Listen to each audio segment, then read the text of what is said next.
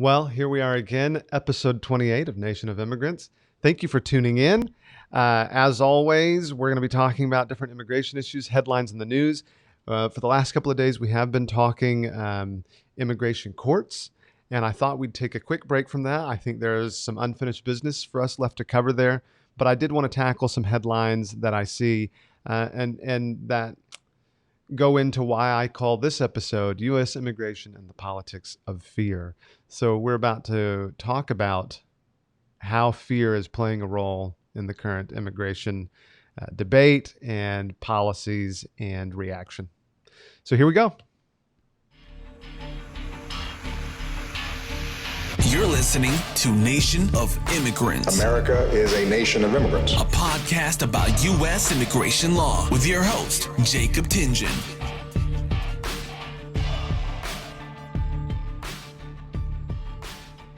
All right. So as I said, we'd be talking about how these policies that have been coming out have been impacting immigrants and what are the side effects of all of the stuff we've been seeing. And I guess I wanted to start, there are a couple of interesting headlines out. I'll just read the headline intros, just to kind of give you a taste of what's up, what we're going to be talking about. And then I'll dive into some of these articles and just kind of discuss what's happening. So first is a headline, ICE agent threatened illegal immigrant in Connecticut, raped her for years, lawsuit alleges. There's another one, Ken Cuccinelli, tense exchange between one of Trump's top immigration officials and an asylum officer. It's actually the asylum union. And then immigration agency decides against six-figure fines for undocumented immigrants living in sanctuaries. And then finally, there was another headline. We probably won't dive into this one this much, but the U.S. Civil Rights Government Agency said that Trump's immigration policies violate civil rights. Unsurprisingly, if you've been listening to this, you're already aware that there's a lot of policies that kind of go against what we would consider human rights and civil rights. So this is all concerning. Let's kick it off with the tense exchange between one of Trump's top immigration officials and an asylum officer. So reading through this article, basically it was, I guess, some kind of a town hall exchange where Ken Cuccinelli, who's the acting director of USCIS, or is he currently? Yeah, he's the acting director. And so basically he was in a town hall meeting and someone who represents a union of asylum officers asked questions and said, why won't you meet with us? Which I think is a pretty standard question, like, hey, we'd like to meet with you. But the response from Cuccinelli was pretty tense. He said something like, I believe the day you tried to get on my calendar was the day you went on CNN and I didn't want to legitimize what you were saying. This is maybe another day. It's hard to meet with people who are suing you, which is pretty dismissive to publicly say that to somebody, especially if it's the asylum officers union, like a union of people who work under you. And I understand that maybe things aren't always great between a union over your employees and you who might be the boss of an agency or an organization. But ultimately, that's what unions are about, to make sure that things are fair and good. And so there has to be at least a level of civility between the two parties. That sure isn't always merited, but it seemed a little strange. And what's interesting is that this union representative in this news article goes on to say that, a lot of these changes that we've talked about here in Nation of Immigrants, about how asylum is being processed at the border, these policies about remain in Mexico or the migrant protection protocols, and those policies of turning people back to safe third country agreements, even though those countries aren't safe, and we've talked about that as well. So this USCIS union person kind of points out all of this stuff and says, I don't know any asylum officers that believe these policies are a good idea. I mean, there might be a couple. Maybe this person doesn't know who they are. I don't know who they are. But in general, yeah, most of the people I know who work kind of in this area look around and say, what are we doing? Because once you get to know the stories of these immigrants and what they're going through, it's impossible to deny that they're fleeing harm and persecution. But two, it's hard to not, want to at least give them a fair shake. I'm not saying that we have to give everybody who comes to our border the chance, a green card, and government benefits. That's not what I'm saying, but they should at least get due process and a fair process. And what they're getting is somewhat less than that. But Cuccinelli's response there, that's just kind of tense and just kind of a hit back, seems to me to say, well, this is just the administration's posture. So let's look at the next headline that I wanted to talk about, which was Immigration Agency decides against six-figure fines. So there is a law that allows ICE to impose fines against undocumented immigrants who fail to leave after deportation order. And there have been some high-profile news headline cases where people who are undocumented immigrants who have an order of deportation have been essentially just living in churches or places where ICE has said, hey, we won't go there because we understand that this is a safe place, and that's not our mission. And so some people have been claiming sanctuary inside these sensitive locations where ICE won't go. And ICE, in response, had begun mailing fines and saying, all right, well, that's $500,000 to you. And so some of this was hitting headlines. I mean, ICE can fine a poor immigrant from another country as much money as they want, but they're not going to actually get $500,000 out of any of these people. It's a scare tactic. That's what it is. It's intended to give immigrants fear, to make them worry. And ultimately, they decided to walk it back and withdraw some of these fines and decrease them from the six-figure fine amount, which is a good call. But it's interesting that these fines were imposed in the first place because, again, it just goes to this kind of tense posture by the agencies, an anti-immigrant stance, which is what it is. And again, we've talked about this too. Sometimes the administration will say, well, we love legal immigration, and yet they close every single opportunity for people to immigrate legally. So it's an anti-immigrant stance. All right. I want to move to my third headline because I believe this is the result of what happens when you have this kind of tough, hardline immigration stance.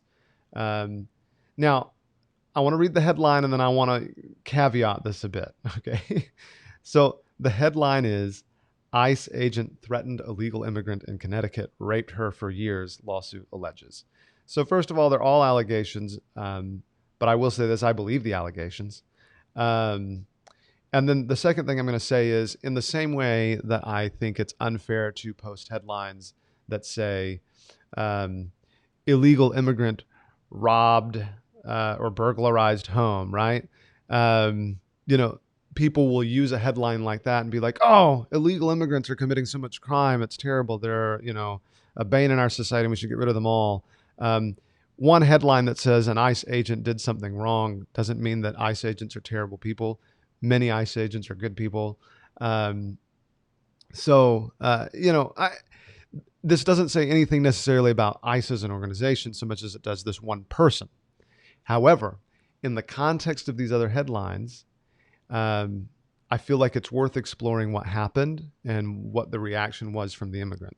So reading through this, just to kind of give you a loose summary, an immigrant, president of the country without lawful status, had contact with an ICE officer, it looks like. And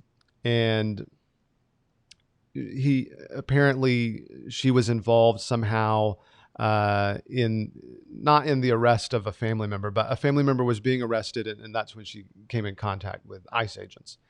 And one ICE officer in particular threatened her with deportation and her family with deportation if she didn't meet with him. And then he took advantage of this kind of power dynamic to sexually assault her on multiple occasions.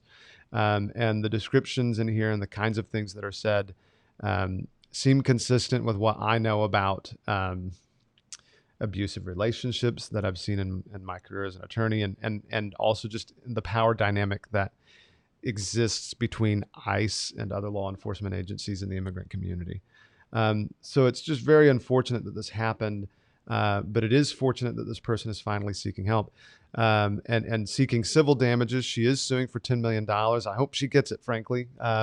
She had to have she got pregnant from rape on 3 separate occasions from this person, and then it's all a tragedy. She had abortions, one of which was apparently paid for by the ICE officer. So there are these just kind of crazy things happening. Now, is this the ultimate effect of these hardline policies? No. Does Trump want this to happen? I sure hope not, right? But you can't help but shake, like, if immigrants didn't live in fear of six-figure fines and an agency that's aggressive and postured against them, if they didn't live in fear of constant deportation and had a better relationship with law enforcement, would things like this happen? Would there be opportunities for predators like this ICE agent to take advantage of women like this immigrant? And I think the answer is no. I think that the current policies are creating a space for even worse things to happen. That's not good. Nobody wants this. Nobody. I'm convinced that not even Donald Trump wants this, right? And so what can we do to change this? Well, we can change the immigration debate by talking about it. That's part of the purpose of this podcast. We can educate people about opportunities that immigrants have. We can provide greater protections to immigrants who report misbehavior and criminal activity, like the U visa. We can streamline that process so that people can get U visas even faster. These are all things that we can do to kind of help in the current climate. And then also we can extend a helping hand to immigrants we know. We need to let them know that they're not alone, that they don't need to live in fear, that most people, I would contend that most people do not want immigrants in their community to be afraid. And yet that is a reality for many, many immigrants. And it was a reality for this immigrant in this particular case. So again, I'm not trying to paint with a broad brush here. I'm not saying that all ICE agents are evil, because that's not true. But what I am saying is that the current climate, the current environment is creating a kind of fear in immigrant populations, or at least in the Hispanic population. My experience here with my clients here in Richmond, there's a lot of fear. There's a lot of concern. And that's not what anyone wants. And when we step back and we look at our laws, there are provisions to protect immigrants who want to work with law enforcement, who want to work with us, and lead to better, safer communities for everybody. So I hope there is a criminal investigation in the aftermath of this civil lawsuit, and I hope this woman becomes eligible for a U visa and gets legal status, because frankly, that would only be fair at this point. So that's it for Nation of Immigrants. Again, if you like what you're hearing, if you want to support the podcast, you can go to jacobtingen.com. Click on the podcast link. There's an opportunity to donate and support the podcast. We're finalizing our setup of our 501c3, but even now, as you donate, we're going to try to apply those funds to pay for immigrants' legal bills. And then also, follow us on YouTube. Thank you so much for our more than 100 subscribers now. We started this a couple months ago, and just really grateful and pleased with how things are going. You can follow us on iTunes for the podcast, on Facebook, Twitter. We're trying to make ourselves everywhere so that you can easily find us and get this information straight to your inbox or your podcast channel or to wherever you listen or watch or read. Hope you're enjoying the content you're seeing, and we'll see you next time at Nation of Immigrants. Thank you for listening to Nation of Immigrants. America is a nation of immigrants. Subscribe to the podcast on iTunes. Watch the live stream on YouTube and Facebook, or visit jacobtingen.com to learn more.